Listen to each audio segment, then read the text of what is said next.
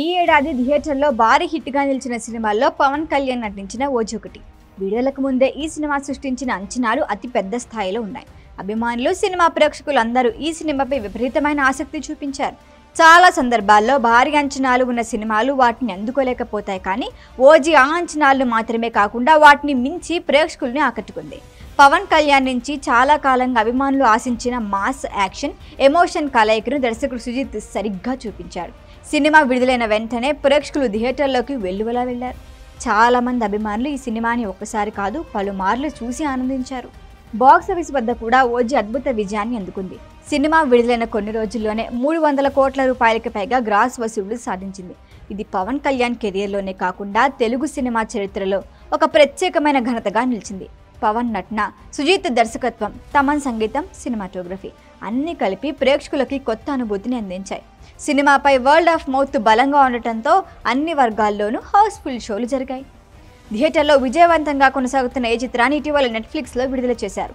తెలుగు, హిందీ, తమిళం భాషలతో పాటు మరికొన్ని ప్రాంతీయ భాషల్లో కూడా అందుబాటులోకి తీసుకొచ్చారు.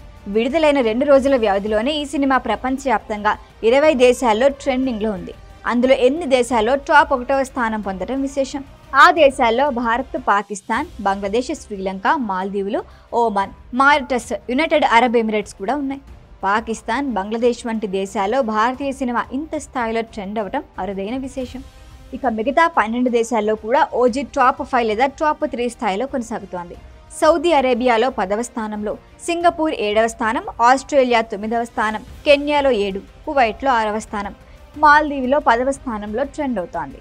ఇది సినిమా కంటెంట్ అంతర్జాతీయ ప్రేక్షకులను కూడా ఆకట్టుకుందని స్పష్టంగా చూపిస్తోంది. తెలుగు ప్రేక్షకులతో పాటు హిందీ, తమిళం, మలయాళ ప్రేక్షకులు కూడా ఈ సినిమాపై మంచి స్పందన చూపుతున్నారు.